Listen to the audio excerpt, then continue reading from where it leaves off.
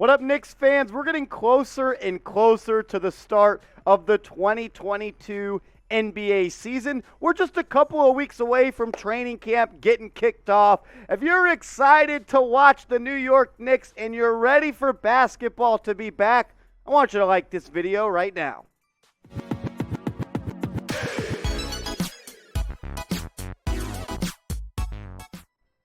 Shout out to the real ones. You're watching New York Knicks Now by Chat Sports. I'm your host, Marshall Green.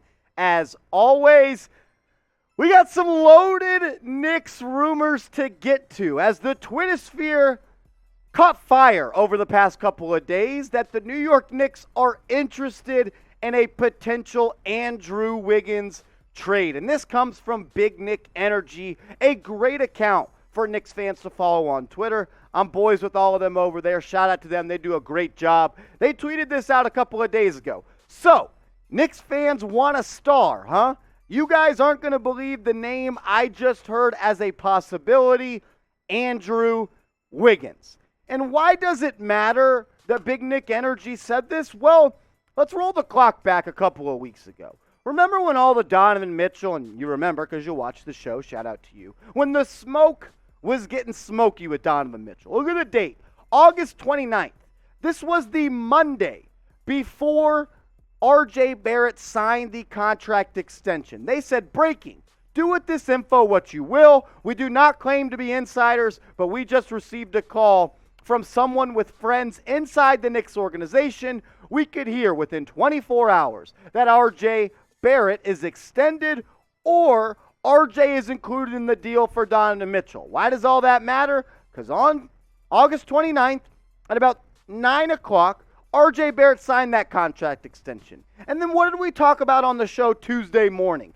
The New York Knicks offered RJ Barrett in a trade for Donovan Mitchell. So Big Nick Energy, they were right on the money. They got this one right. And now they are saying that the New York Knicks are interested in Andrew Wiggins. So what do we do on this channel? We gather all the rumors out there on the internet, and I give you my take on them. But first, I want to get your take on them, and I want all the real ones to sound off in the comments section. Would you want Andrew Wiggins on the Knicks? Is he the type of guy you want at the small forward spot next to RJ Barrett and Jalen Brunson? Sound off. Let me know what you think. Type T for trade, or you can go down, type P for pass. In my opinion, with the timeline, the age, the play style, what he does and how he fits stylistically to this roster, I think Wiggins is exactly what the New York Knicks are looking for. He's 27 years old, a 6'8" small forward, can guard the other team's best player, best offensive wing player every single night, and he continues to get better every year on the offensive end. In 2018, he had averaged 18 points per game, 41% from the field, and 34% from three. Then he got better in 2019. He went up to 22 points per game, 45% from the field. The three-point percentage still hovered around 33%. But when he got to the Warriors, that's when his career took off. The points per game dropped a little bit, but the efficiency skyrocketed. 47.7% from the field in 2020 and 38% from downtown. And then this past year was his best season in the NBA, even though he didn't average 21.8 points per game like he did in 2019. But he shot 47% from the field and 39% from downtown and showed everybody in the NBA that he's a legit player and he's a lockdown defender as well as an all-star starter in the Western Conference. But he also took his game to another level in the playoffs. The three-point percentage dropped a little bit. It's tougher to make shots in the postseason, but he remained efficient from the field, and he became one of the best rebounding small forwards in the NBA while also maintaining that lockdown defense. 16.5 points per game, 7.5 rebounds, 47% from the field, and 33% from three. Then he got to the finals and said, I got to take my game to an even higher level. 18 points, 9 rebounds, still 45% from the field. He lost his shot a little bit in the NBA Finals from three, but the thing I love the most about him is he didn't let that take him away from being an efficient and effective player. He still affected the game in a multitude of ways. He guarded Jason Tatum a lot of nights. He was guarding Jalen Brown. He was on the perimeter playing defense. He was pushing the pace in the fast break. And he was a dominant player on the glass. Just because the shot wasn't working, he found other ways to contribute to the Warriors hoisting that Larry O.B.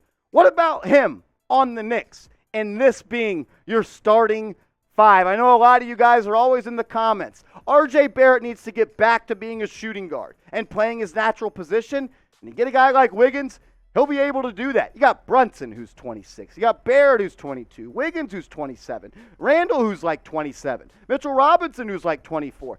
If these five guys are your starters, I don't think you're ready to compete for a championship right now. But I do believe this is a team you can build with and get better every single year. We're going to continue to break this down, and we'll give you a trade idea here in a little bit. But first, this is why you subscribe to New York Knicks Now by Chat Sports, because when rumors are out there, when news is out there, we get in the lab, me and my guy Jeffrey Cooperstein, and get you guys a video as soon as possible. And we're trying to get to 14,000 subs on the channel. We're doing it for our guy Mace. So if you love the Knicks and you want to show some love to number 14, hit that big red button and let's ride.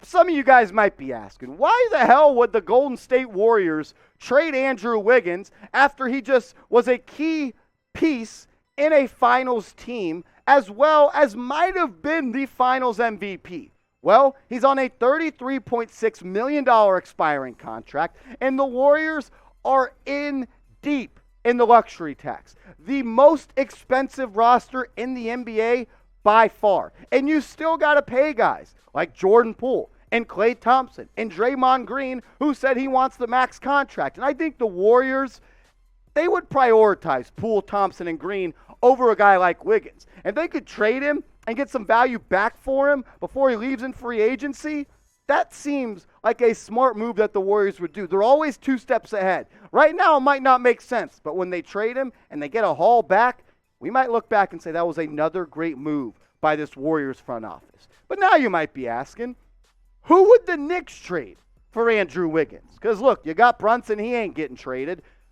I don't think R.J. Barrett's getting traded due to that poison pill contract. It would have to be a whole year until that happens. Mitchell Robinson ain't getting traded. I don't think the Warriors would want Julius Randle. So you got to get to about $30 million in salary, which leaves guys like Evan Fournier, Derrick Rose, Emmanuel Quickley, Cam Reddish, Obi Toppin, Quentin Grimes. But we do remember that the Knicks were reluctant to part with all of the young players. But that was also with a bunch of picks in the fold. So what about a trade idea like this? We were cooking this up in the office, some collaboration between all the NBA guys here at Chat Sports, and we came up with this trade idea. It's not just my trade idea, so don't flame me in the comments, but Knicks get Wiggins. They give up Derrick Rose, who's on a $14 million expiring deal. You give up Cam Reddish, who's on a $5 million expiring deal. And then you throw in Quentin Grimes, Obi Toppin, 3 total first-round picks. I have that as 1 unprotected first-round pick, 2 protected first-round picks,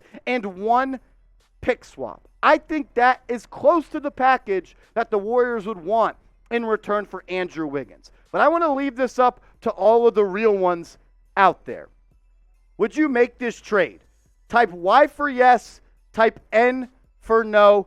I want to hear what all of you say. I have a feeling a lot of you guys are going to say no, but hey, that's what this show's about. Let's embrace debate. I'm not saying I'd do it, but I want to hear from you. Y for yes, N for no. I think that might be a little too rich for me, for Wiggins.